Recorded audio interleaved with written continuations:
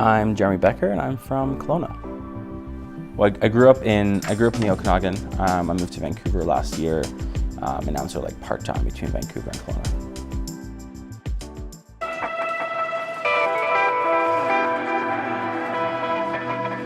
Had you asked me last year, it would have been a very different answer.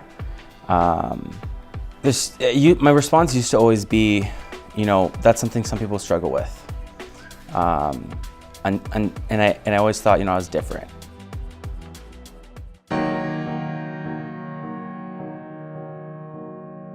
Sort of a really good day, a really shit day, a really good day, a really shit day. And that made me feel like, no, I can't be depressed. I'm just not motivated. For me, I had no idea I was depressed until I wasn't. I knew I wasn't good, but once I got out of it, I was like, holy shit, I was not good. I have nothing to be depressed about because life is good. But the fact is, depression isn't based on your circumstance.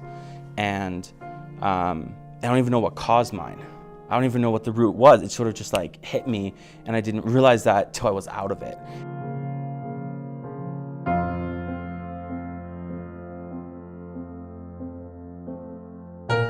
Just push through, and this idea of just toughen up.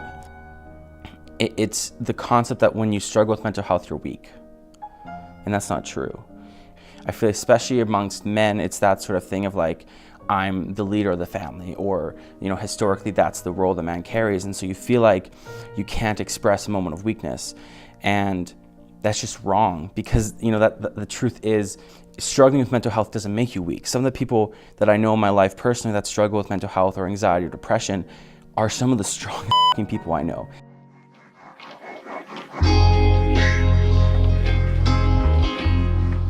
We're always comparing ourselves, even though everyone says we shouldn't or we shouldn't care. That's just now spread across everywhere, because now we have the framework to genuinely compare every part of our lives. And like, if you look at Instagram, like every photo you post is filtered.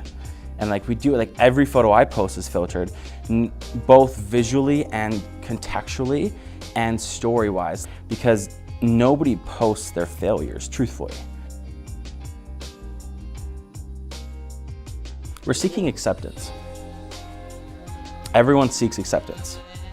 Everyone has this innate need to feel part of something. And that translates through and doesn't end when you're online. It's not about what you think about yourself. It's not about what you think of me. It's about what I think you think of me. Also trying to cover it up with like, I don't care. And I never felt like ashamed or anything that I was struggling with it, because I still was denying I was struggling with it until, I didn't accept it until I realized I wasn't in it.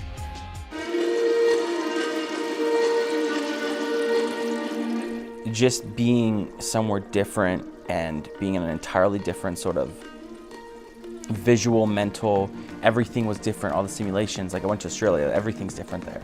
It's all the same, but everything's different. Every voice is different. The way, the crosswalk sound when you press the button is super different. It was super weird. Having everything be different helped me sort of like have to question myself more. I walked back into my room and I smelled the room and I was like, holy shit, this smells like depression. It brought me back to all the emotions and feelings I had before, and I was like, this is not good.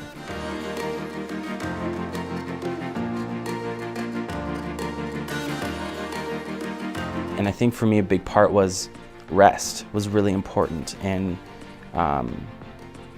the sustainability of my health overall, mental and physical.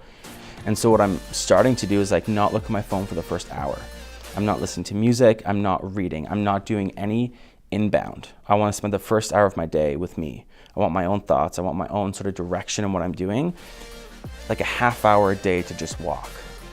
And not walk to go get a coffee, not walk to go somewhere, but walk to walk. Without your phone, without your watch. Breathe for a minute, in and out, and that, spending a minute breathing, just a minute, entirely changes everything. Spending more time with self and seeking acceptance from self.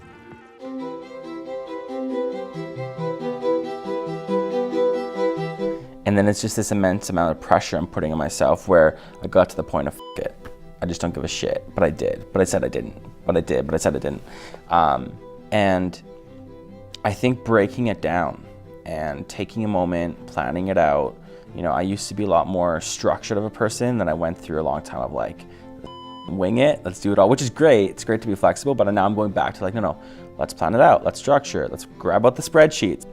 It's sort of like, people say don't do everything at once, but for me, it's actually do everything at once, but don't expect everything overnight. And the idea of like, if there's 5 things you're working on, just slowly push them up a little bit, day by day, instead of pushing one up really far and then trying to race back to get the other ones. And those things you're working on can be a business, a client project, taking time to break, taking time to read, taking time to work out, taking time to meal prep, all those things sort of like, just, it's not about getting one really far ahead, it's about a slow progression of all of them at once. And I think also sort of just knowing in that moment that you're not the only person, you're not the first person, you're not the last person to struggle with this, but there's things you can do to get out of it. And I think a lot of that for me has just been sustainability in my life.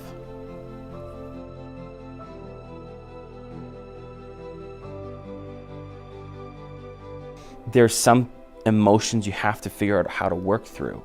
And so it's worth talking to somebody, because there is no shame, there is no guilt. It's not that you did something to put yourself in this situation. And even if there is, or you feel like you did, there's grace. Like nobody here that you love is actually gonna judge you, because you're not the first, you're not the last. And like one of the things that for me depression always did is like, it made me feel like I was alone and I was the only person and I was isolated. And that's just not true.